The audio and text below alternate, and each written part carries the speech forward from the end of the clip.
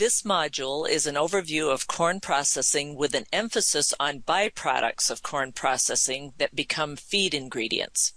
It is designed to help you understand how corn is processed into food, feed, and industrial products, and where potential food and feed safety problems may occur, and also how corn processing fits into feed manufacturing. The objectives for this module are to identify types of corn processing and their products prior to receipt at the feed mill, identify grades of corn and types of corn byproducts commonly used as livestock feed ingredients, list and describe feed safety hazards associated with corn and corn byproducts, identify equipment used to handle and process corn and corn byproducts prior to receipt at a feed mill. Because corn and corn byproducts represent the largest single source of ingredients for the feed industry, the process descriptions include details that describe and differentiate them, particularly from a feed safety standpoint. The processes listed use virtually all of the field corn that is processed domestically. The greatest proportion is used by feed mills and dry grind ethanol producers. Ethanol plants, besides producing fuel-grade ethanol, also produce millions of tons of distillers' grains annually as a feed ingredient, and you'll see those shown at the far lower left. Corn wet mills use nearly 1 billion bushels of corn per year, and they produce starch, corn syrups, corn oil, and ground feed ingredients, which are shown at right. These incorporate germ, gluten, and fiber. Corn dry mills and alkaline cook operations use about 300 million bushels of corn per year to produce mainly food ingredients such as flour, meal, and chips. They also make a feed byproduct called hominy feed.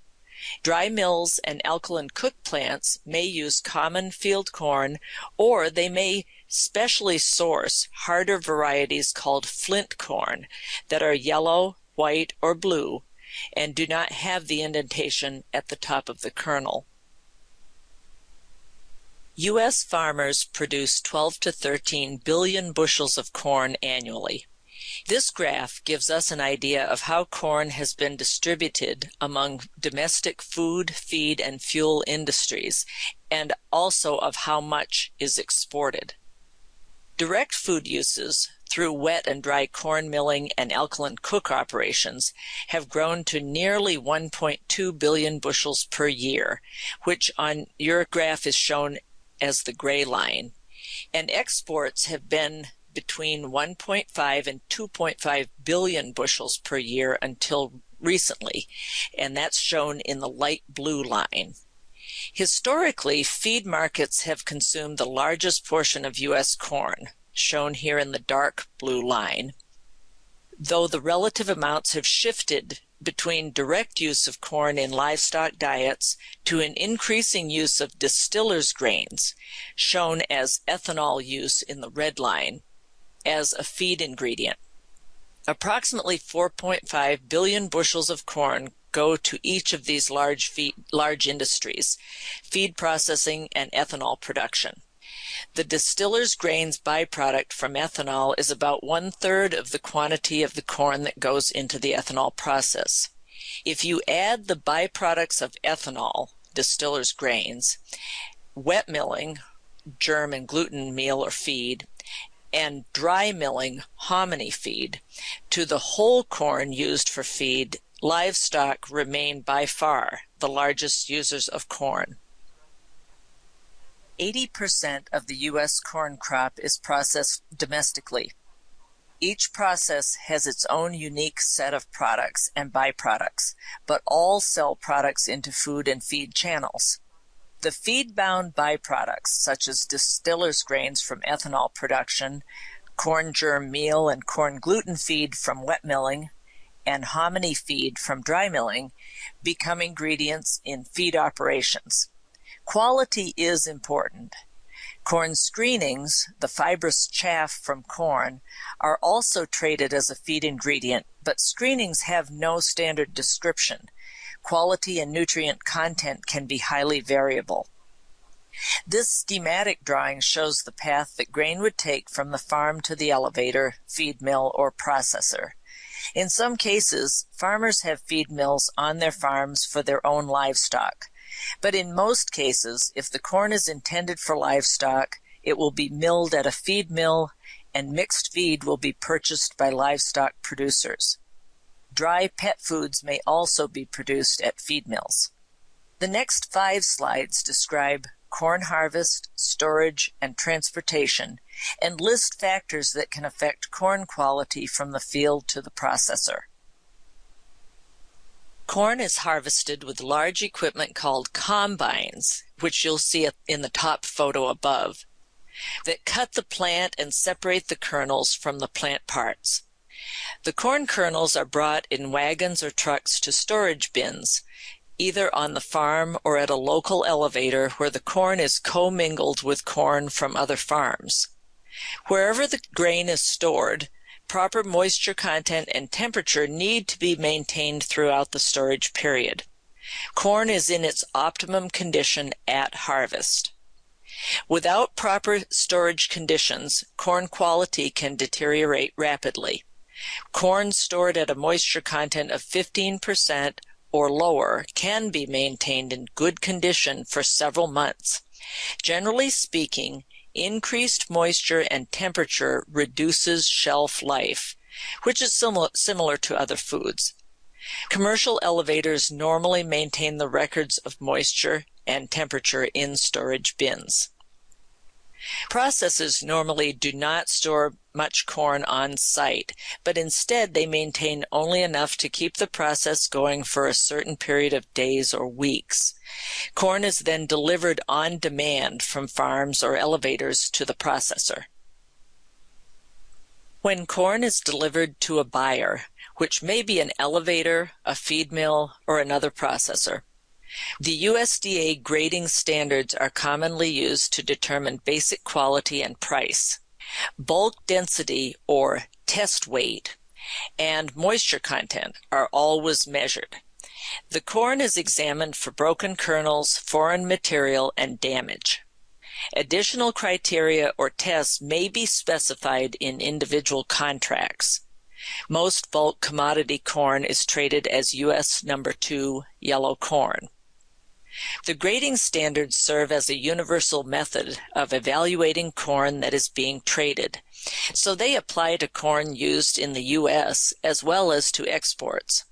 Although the grade standards identify quantities of problematic material such as moldy kernels or foreign material, they do not identify specific problem compounds such as toxins. Buyers may require additional tests in their contracts to target a potential problem of concern to them. At export, buyers have the option to determine which grading factors to measure. This saves time and avoids unneeded testing in cases where the corn is clearly sound. Many factors influence the quality of corn that enters the supply chain. One primary factor is weather, which can begin affecting corn in the field and may continue to affect quality in storage. In recent years, the occurrence of severe weather events, such as flood, hail, and drought, has increased. Weather events damage the kernels and allow field molds to grow that can produce mycotoxins. Flooded fields are subject to unknown pathogens that can enter the kernels by flood waters. Assuming that the growing season is normal, other factors might adversely affect corn quality in harvest and handling. Those might be improper combine settings, or harvesting when corn is not dry enough can tear and break the kernels, allowing molds and spoilage bacteria to grow. Storage at moisture content above 15% can encourage mold and bacterial growth. Commingling of corn with other types of grain, such as soybeans or wheat, or with seed corn that has been treated with fungicide, will not only affect quality of the bulk corn, but may make it unacceptable to users. Bulk corn that contains chemically treated seed corn is considered adulterated, and you will find that in 21 CFR 2.25. Also, transport vehicles or storage bins that have contained materials that have not been determined to be safe for use in feed, such as agricultural chemicals or prohibited animal proteins, must be properly cleaned before grain intended for feed can be hauled or stored in them.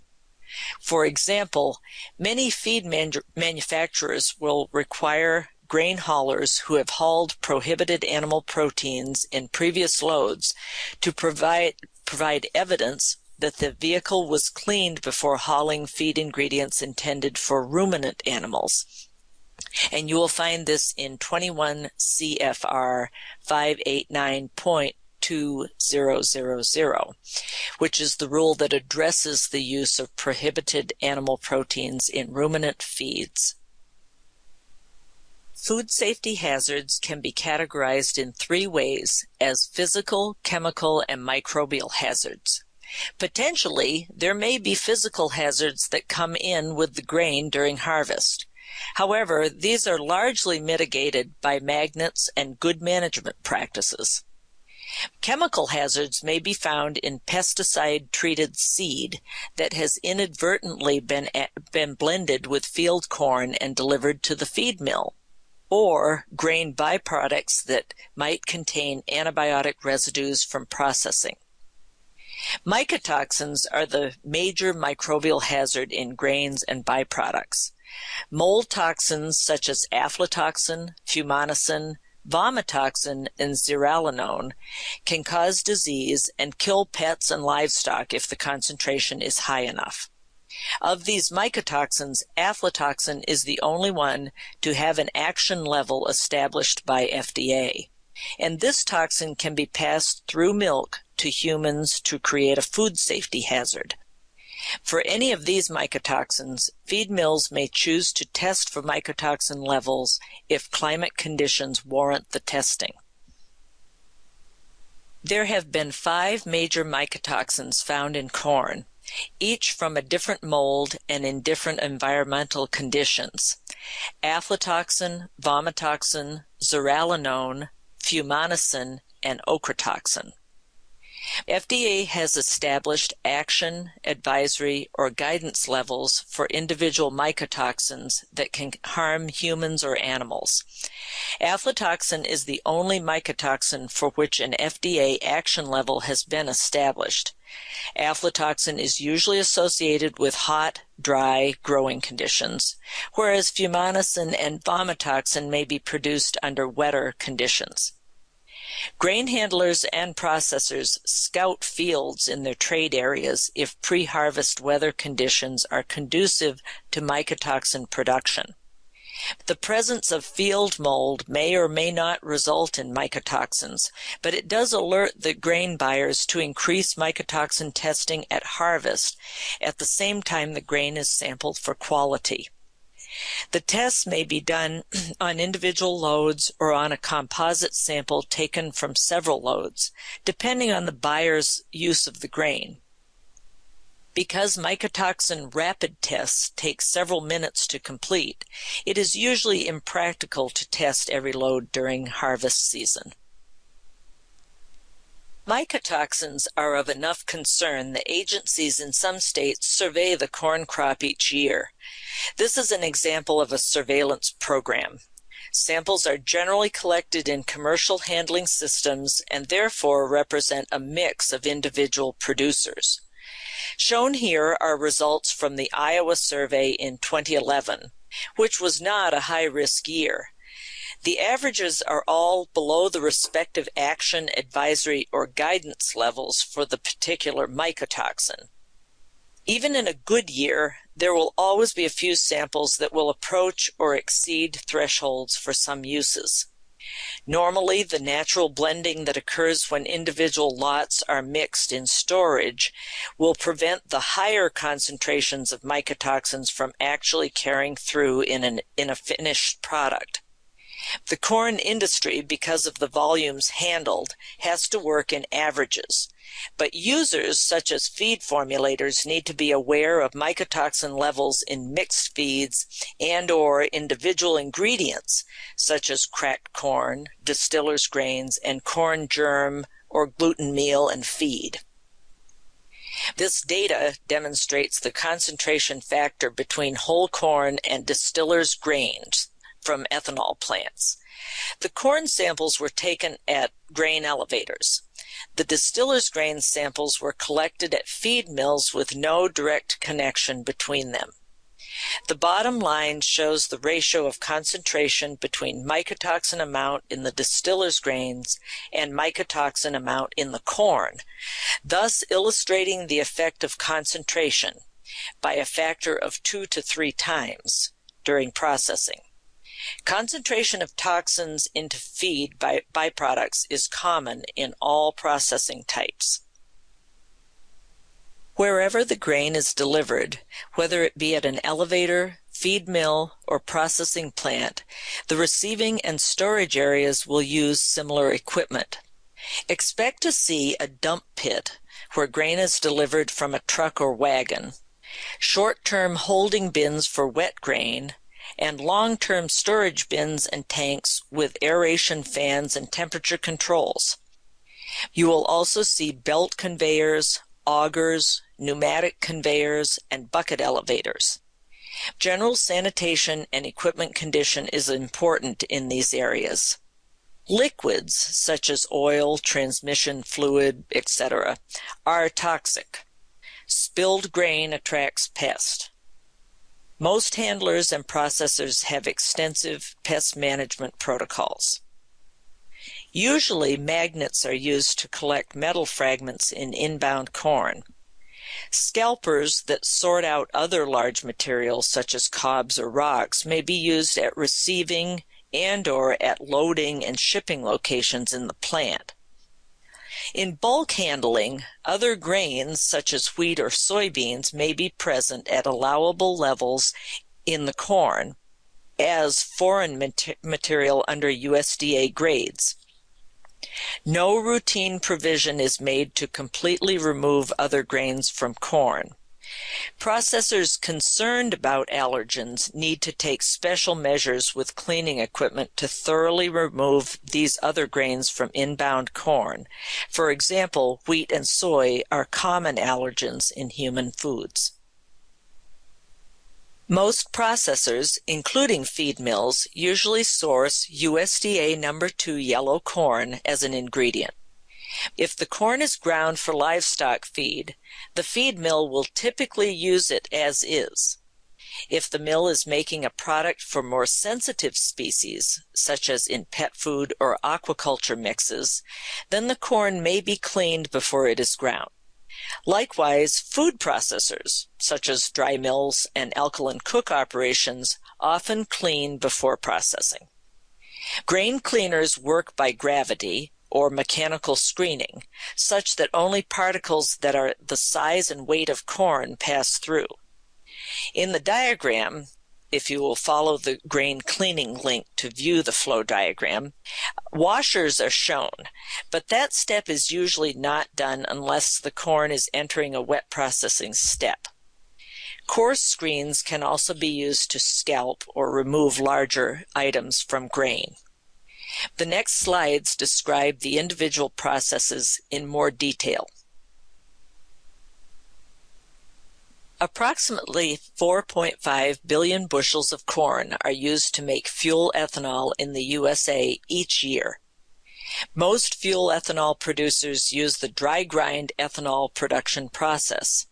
Despite the name dry grind, some internal operations leading up to and including fermentation are wet processes. There are more than 200 ethanol producers across the U.S., and most are located in the Corn Belt states. Typical ethanol plants produce between 50 to 100 million gallons of ethanol per year by fermentation of the starch fraction of a corn kernel.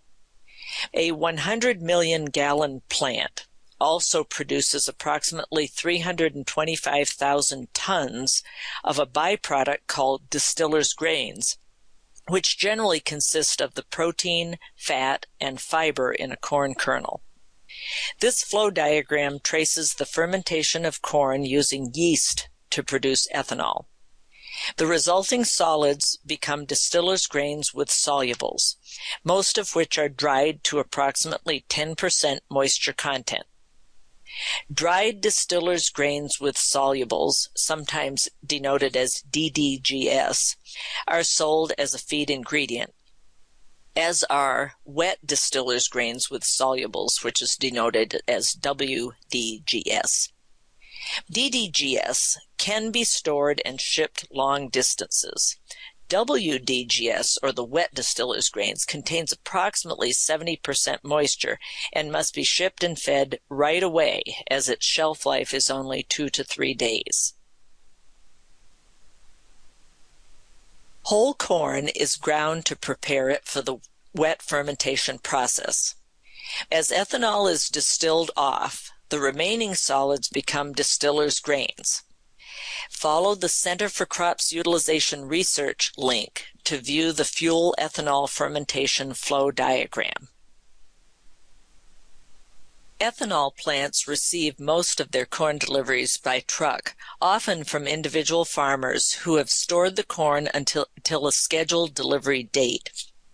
The plant might accept 100 to 200 truckload deliveries per day, so extensive testing of inbound corn is not feasible. Plant personnel will pull samples for routine moisture and test weight USDA grades. They may collect a composite sample from several trucks to test for mycotoxins, particularly if weather conditions during the recent crop year would warrant it. Mycotoxins are of particular concern to ethanol processors because of the volume of distillers' dried grains with solubles that are sold annually, and the concentration factor of a contaminant in the distillers' dried grains with solubles, as was previously discussed. Within the dried distiller's grains feed product, expect to see variation in color and texture and in nutrient content. Though distiller's grains are made from corn, the treatment of the material after the fermentation step will result in differences in appearance, drying temperatures, oil removal, etc. Like other feeds, distiller's grains may be pelleted. Processors understand the potential risk of residual contamination that may carry over into the distiller's grains, and they employ protocol to minimize these risks. Mycotoxins on the corn and antibiotics used in the fermenter may be concentrated in the distiller's grains at potentially harmful levels. Virginiamycin, erythromycin, and penicillin are antibiotics that have been used to reduce bacterial loads in the fermenter that may slow or stop fermentation. Although antibiotic residues have been detected in distiller's grains in some studies, the concentrations were low. Let's consider corn refining, or wet milling, a process that uses nearly 1 billion bushels of U.S. corn each year. Wet milling plants are common in the Corn Belt, though they are much larger than dry grind ethanol plants and produce food, feed, and industrial corn products. Wet milling, as the name implies, involves a wet step early in the process called steeping that soaks the corn in a weak sulfur dioxide solution. Steeping allows the parts of the corn to be more easily separated than in dry milling.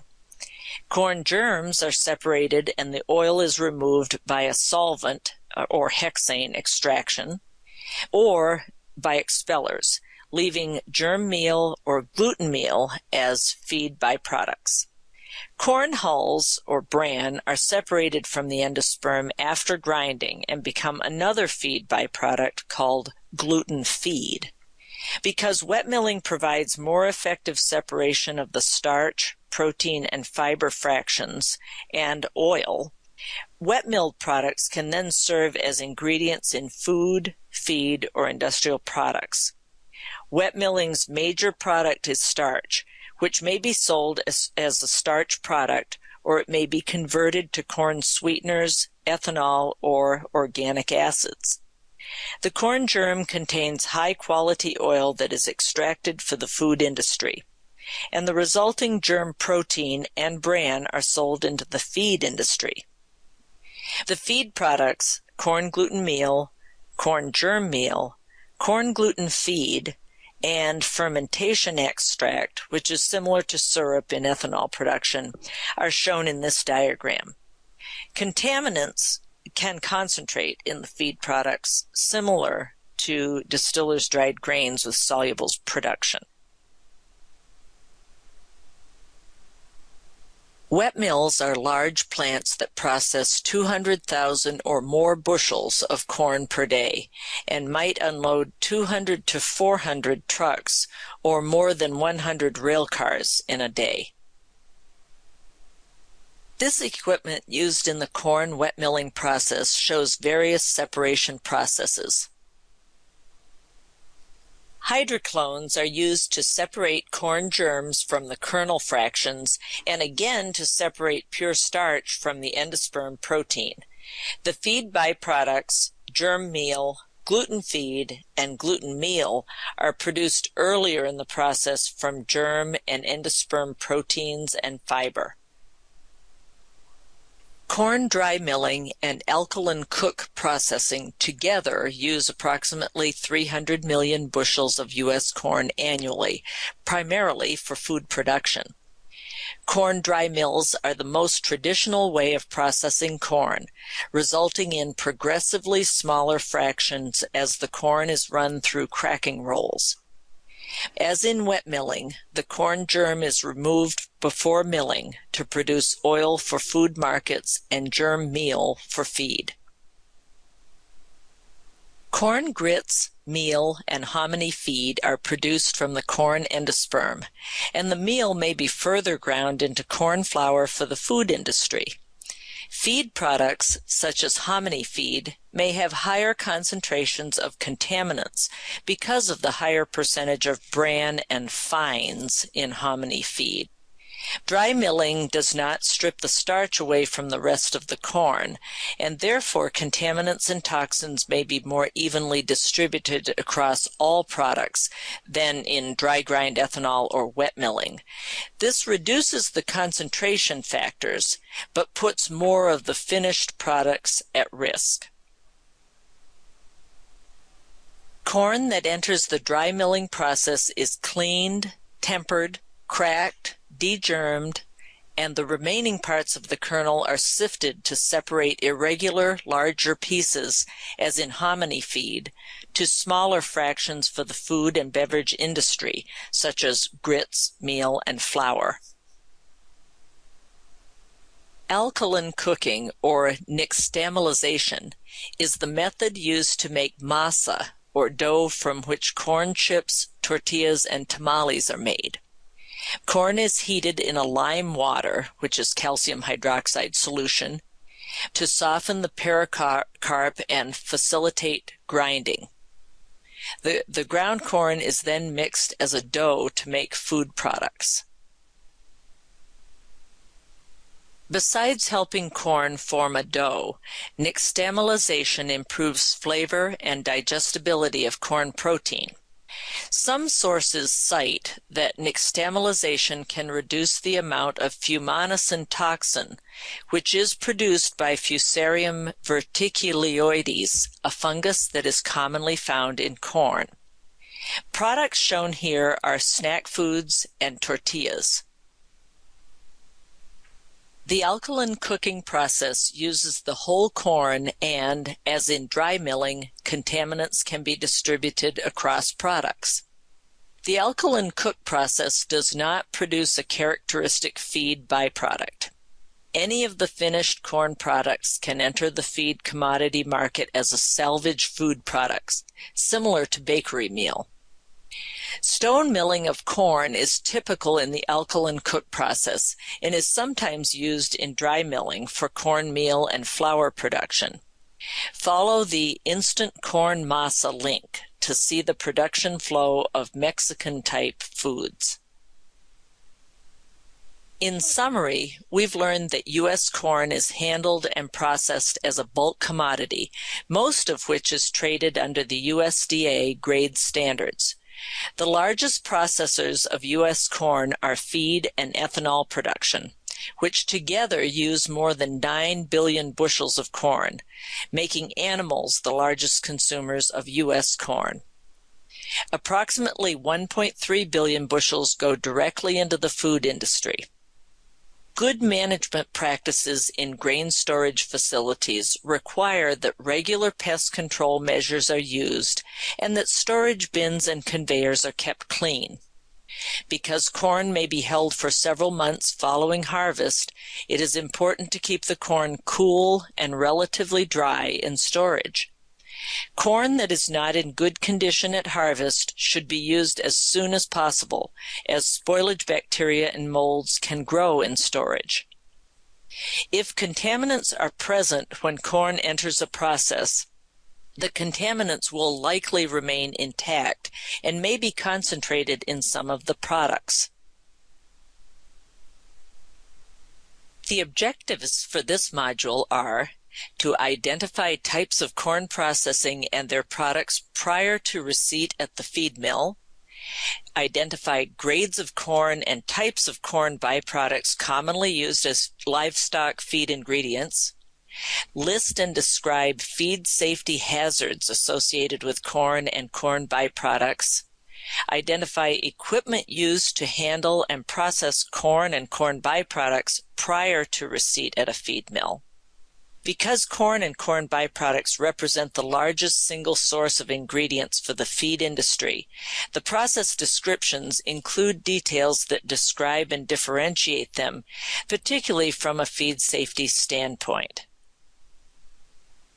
This course is a joint effort between Iowa State University and Kansas State University to focus on food safety in bulk grain handling, made possible by funding from the U.S. Food and Drug Administration. More information about corn quality, handling, and processing is available at the Iowa Grain Quality Initiative website, which is www.iowagrain.org. If you have questions about any of the material presented here, please contact me. I'm Connie Hardy at Iowa State University, or Dr. Charles Herberg, who is a professor here at Iowa State University as well.